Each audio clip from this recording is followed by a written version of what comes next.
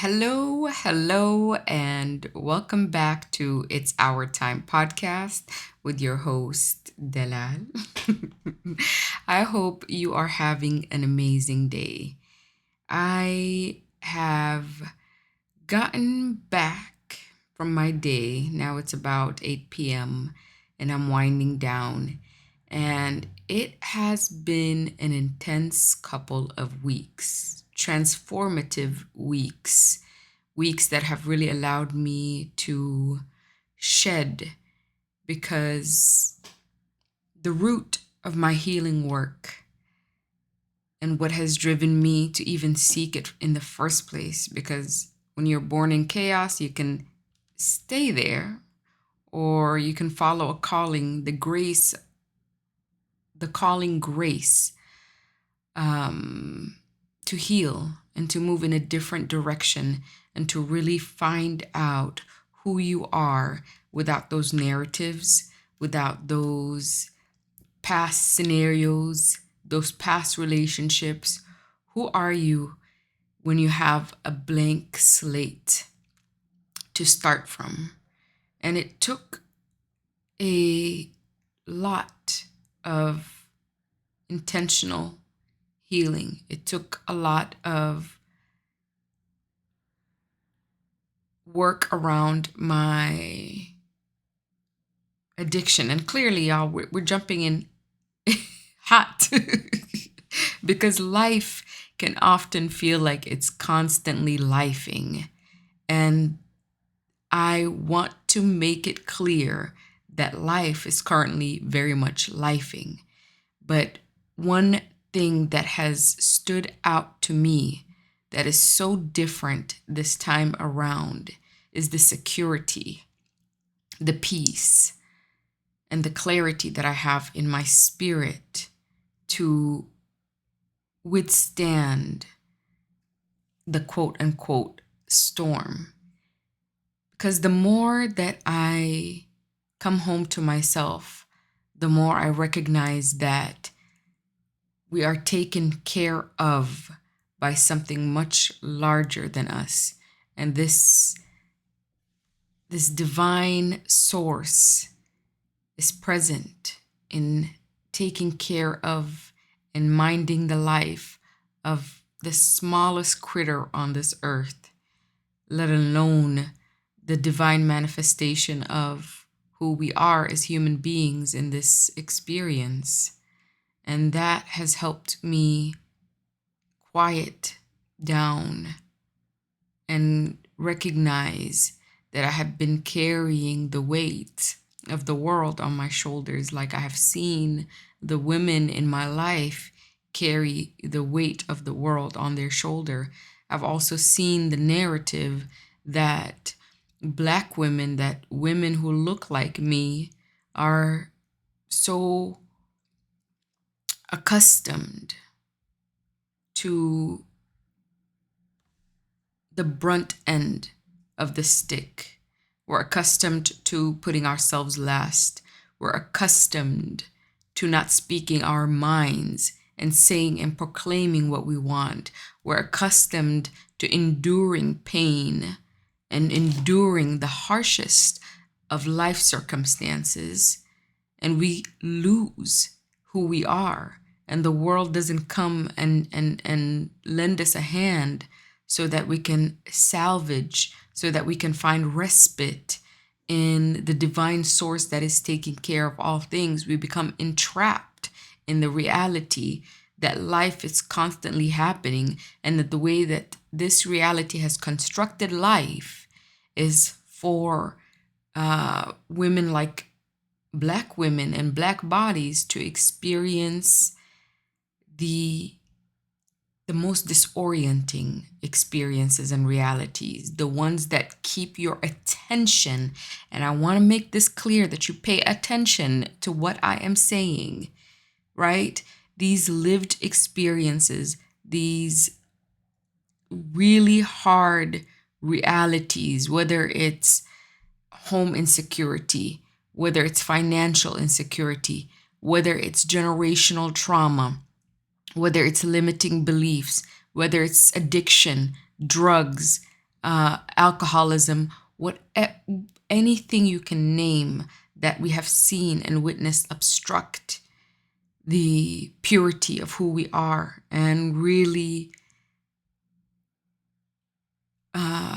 create a heaviness, a density in our reality. Those very things are where our attention constantly goes. Our stream of line is constantly there. And where our attention goes, our belief systems also land there. Our time also lands there. Our energy also lands there. So then you have the whole of you, all of you, source, mind, body, spirit, paying attention to something that is sucking the life out of you and not allowing you to have a semblance of respite, a moment to breathe, a moment to even visualize and tap into a source, a concept, a reality, a truth that you are taken care of and that you are here to live in a way that feels pure to the source that you are, to the true nature of who you are, unscripted by these narratives and these experiences. And I want to bring it back to a lived experience. And I would love to share with you what I'm going through right now and shed light to how I'm navigating it through it at this moment. The last couple of months for me have created home insecurity. I was living in a place where it was extremely toxic and really experiencing a lot of racial abuse. And, I was living with a white woman, and that says enough. But I've healed from that space. So that's as far as I want to talk about it in this episode, because the focus is about, okay, now we have this reality of home insecurity. This is not something I can run away from, right? But the old me, right? Like the old programmed that I had up until this point is survivalistic and is all consuming and is limited in thinking about possible miracles or things working out, even though life has always shown that it has worked out. I've just not been able to keep my attention on that reality because I bring back myself to the reality of what I'm experiencing in the now and becoming so engulfed in it that I don't have a window to see a different perspective, nor do I give myself an opportunity to become a different individual to navigate this reality. And so the cycle keeps repeating and repeating and repeating.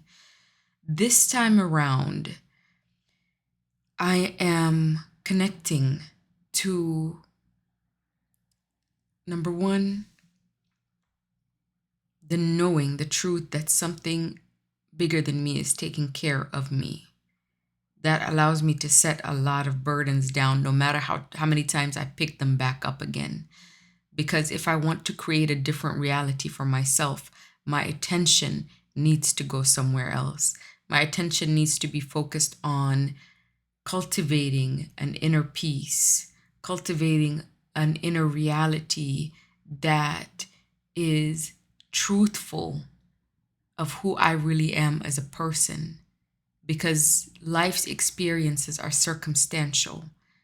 They change. One minute you may be housed, the next minute you may be unhoused.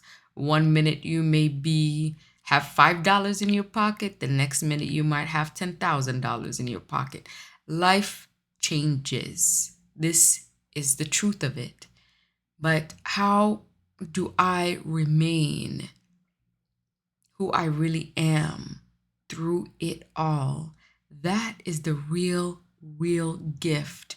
That is the driving force that has brought me to seek healing and this desire to know who I really am.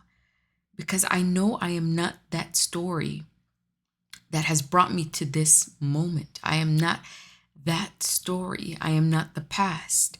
I am everything that I have come through has been by a great source of grace And where I am going to now is a place that allows me spaciousness to be who I really am and to align to my wisdom, to align to my artistry, to my speech, to helping others, to nurturing others, to joy, to the festiveness of my expression, and to the stillness that is everlasting, that can be everlasting.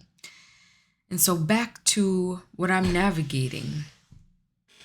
Now, I know I've taken steps forward. I have just received a big approval for my life insurance license. I just got licensed with the state. So that's one thing, even in the midst of all the chaos I was involved in with my last housing situation, the toxicity. I was like, I'm still going to invest in myself. I'm still going to invest in my future because this is the direction I'm going. And that is what has my attention. And so I didn't stop myself. And I'm so grateful that I did not stop myself from making that investment. I didn't say I have a limited amount of this and I'm therefore going to put myself and my visions and investing on me on the back burner. Because, honey, you can keep doing that for the rest of your life. Okay, we can always keep being on the struggle bus and continue to put our money, our time, our energy, our focus, our attention, our love on the other thing. You're free to do it. But why not take it the other way? Why not invest in yourself within reason, right? Follow your intuition, become in tuned to your intuition that tells you, okay, now this is going to go into the improving my current reality, how it looks. And this goes into the reality that I'm investing in creating for myself. It is by no means does it not take repetition. It takes repetition to bring yourself back into alignment with who you are. And it also takes time to give yourself stillness, to give yourself peace of mind, to allow the old thinking ways, the old habits, the old story to fall away, and for you to have filtered system. That's what it is, a filtered system to navigate your reality. And so today I recognized another thing that I was taking a step forward in immediately has had so many, barriers. Like, no, you have to actually do this before we can give you access to that. And I was like, okay, I wanted to feel defeated so badly. I really did. But something in my spirit said, it's time to pivot. I'm trusting. So I have the ability to pivot and I have the strength to withstand and I have the guidance and the wisdom to navigate my path. And I trust my path and I trust myself and I trust source. So that moment lasted, it's okay. It's okay for these emotions to come and flow. It's okay for the past to bring itself up. It's okay for the memories to come up, the limitations to come up. Just don't hold on. Don't hold on too tight to those limitations. Don't hold on too tight to the narratives. Don't hold too tight to any one idea. We have to give ourselves space to just be and space to experience who you are without the world, honey. Without the world, who are you? And take time to really relish in that and love up on that. No part of me is losing right now. No matter what my external circumstances are, trying to feed back to me. I am saying there's a knowing here that I'm leaning into. So keep tilting your attention to what calls your spirit. You cannot keep ignoring who you are for survival. You cannot keep ignoring who you are for the past. You cannot keep ignoring who you are for the limiting beliefs and the generational trauma and all of this and that and that. It's our time to connect with who we are. Connect with who you are. You're worthy of it. I will continue to be candid about where I'm going in my life, how I'm navigating this situation and the circumstances as they come, but also more importantly, I will be sharing on how I am getting connected to these new ways of being and ways of living and aligning to life and aligning to myself that feel true to who I am without carrying the past, even the past of this morning, with me into a new moment and a new day. Because had I done that, I most likely would not have made this podcast episode in this moment. I would have let those emotions of feeling stagnated, of feeling like every door is being shut, or everything I'm trying to move forward, it feels like I'm being shoved 10 steps back. All the emotions that came up with that and all the memories that came up with the past experiences that confirmed to me that used to happen, and the limiting beliefs and the generational trauma, all of that would have sunk in so deep. I probably would not have left the parking lot. I would have just sat there and let it consume me and, been unable to come now into this new moment. And I want to be very clear. Honor yourself wherever you're at. But slowly begin to lean your attention onto what your instincts tell you, into what your intuition tells you about who you really are. Just a little bit, day by day, moment by moment, moment by moment, moment by moment. Your lived experience is valid. The emotions I had coming up for me were valid. But how much truth did I want to substantiate? How much truth did I want to give to it? How much truth did I want to make concrete in that moment? And for me, I chose myself. I chose to make me, my divinity, my wisdom, and my ability to move forward, the truth in that moment. And the overarching is that I'm taken care of, alhamdulillah, and all is well. All is well. So don't lose hope wherever you're at. We got this. Don't lose hope. Source is watching over you. You are loved. You are protected more than you could ever know. And thirdly, you are worthy. You're worthy of goodness. You're worthy to live in your body free of the past, free of turmoil. That's the word, free of turmoil. Number 4, you are worthy. And 5, you are love, honey.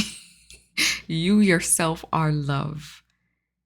And so much more, so much more, so much more than your experiences. Remember that. If you take anything away from this podcast, remember you are so much more than your experiences, good or bad. You transcend all. Until next time, thank you so much for tuning in to It's Our Time podcast. Please like, share, subscribe, leave a comment, and I will see you next time. I love you. Take care. Bye.